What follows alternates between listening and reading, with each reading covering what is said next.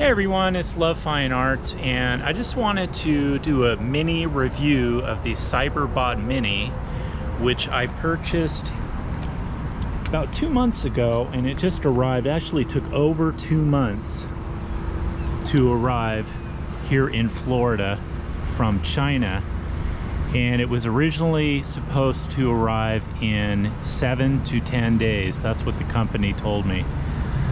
So I just wanted to share with you my findings, what my thoughts are about this scooter. Actually, they're pretty positive.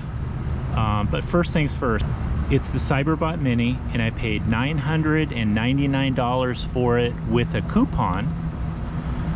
And I'll provide you with the coupon link below. It weighs 63 pounds, which is kind of heavy.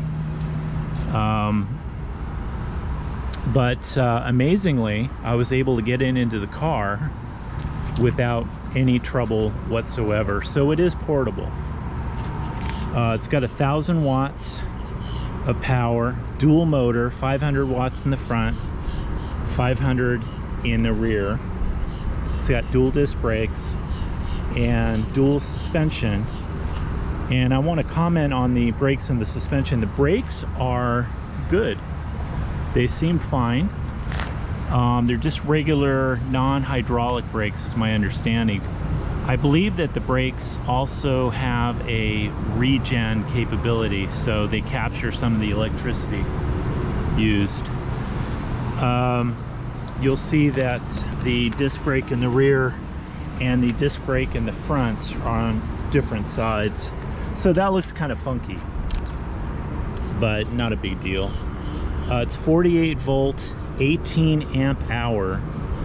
The top speed is rated at 33 miles per hour, and I believe that's pretty accurate. The range is 18 to 24 miles, depending on your speed, weight, and terrain. And again, I think that's pretty accurate based on the other reviews that I've seen. 18 miles is kind of the minimum that you want. When you spend $1,000, you want some range.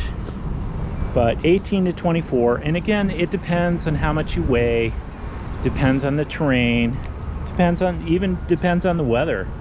If it's really cold, you're probably not going to go so far, but if it's, you know, decent weather, you might get up to 24. The main factor, I think, is how fast are you traveling. If it's full speed all the way, 18 miles. If you're 20 miles per hour, something right around there on the bike trails, usually they're rated for 20 miles per hour. So something right around there, or if you alternate between, say, you know, 18 to 25, you'll probably get 22, maybe up to 24 miles on this thing for range. So that's kind of a big deal. Let's see, it's got 8.5-inch all-terrain tires with inner tubes. Tubeless tires are better, but this one does have inner tubes, and inner tube tires, you know, they can pop. So that's something to consider. It does have lights front and rear on the deck. Right here, here are the headlights on both sides, and the tail lights on both sides. So it's good that it has some lights, but you know, not that great really. If you're gonna ride this thing at night, you're gonna want to get yourself a good headlight, and they cost about 30 bucks. Rechargeable headlights are about 30 bucks on Amazon, so it's not a big deal. Let's see, tire pressure is 50 psi, and something I discovered when inflating the tires is there are these little metal caps, and they're really hard to get on and off. In fact, I had to use needle nose pliers to get the rear one off, and I cannot get it back on. So, you know, just something to think about. Big deal for me was the size of the deck, and you can see the size of the deck here. I'm a size 9 shoe, so I can easily stand on the deck. It's no problem at all. So the deck size is 17 inches from here to here, and 7 inches across. So 7 inches wide and 17 inches from usable space in the front to the back. And you know, really, it's big enough. So don't worry about that. The stem is very solid.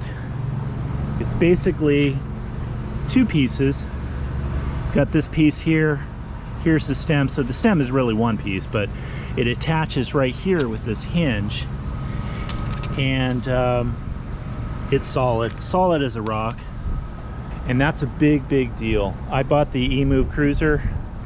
I've ridden it twice, and already the eMove Cruiser stem is shaking and wobbling. And you know, I contacted the company and they said, well, you have to tighten the bolts and stuff each and every time you ride it. So that's actually good advice, but still, what a hassle.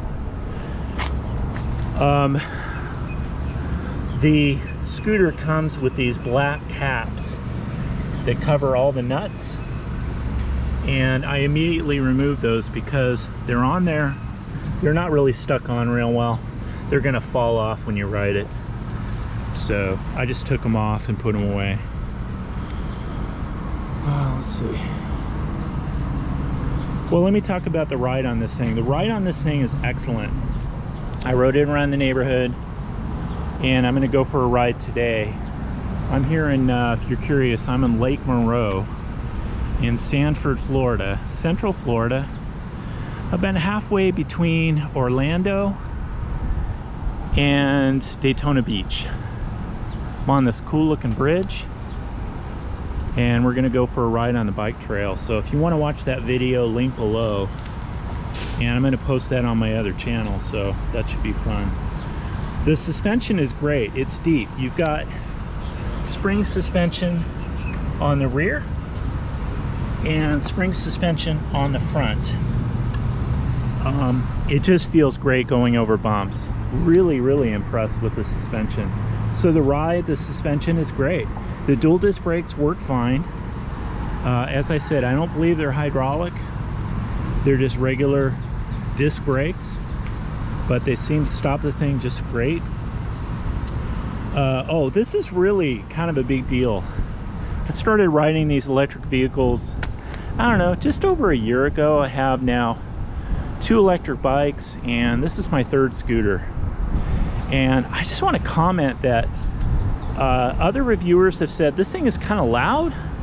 This is really quiet, and I'm really impressed with how quiet it is. Super quiet, actually. And you have to think about that when you're coming up behind people, you know, that they know you're there. So, because they're not going to hear you. It's really quiet, which is really cool. I love that. All right, so again, this costs $999 with a coupon. I'll put the link below to the coupon. The company, if you buy without the coupon, it's $100 more, so $1,099, and you don't want to do that. Just so that you know, I own the GoTrax XR Ultra, which cost me 300 bucks, and now it's like 450. So these things are going up in price. And my GoTrax goes about 14 miles per hour and has a range of 9 miles. And it's fun, I love it, but it's not, you know, it's nothing close to what this is. I also bought the eMove Cruiser, which cost me $1,300. And it's great. It's just, it's got some things, you know, you got to tighten the bolts every time you go out. Real big hassle. It's got a bigger deck. It's got better brakes. The suspension on this is better than the eMove Cruiser. This is quieter than the eMove Cruiser. Yeah, those are the main differences, really. Oh, and the range, of course. The eMove Cruiser is capable of going upwards of 60 miles per charge. Realistically, at full speed, they say about 32 to 35. So, but still, that's considerably more. And the eMove Cruiser will go 30 miles an hour. This goes 33. So that's basically how these things compare. it's a good comparison. I mean, if you want to save 300 bucks, you can buy this. So check it out, the train.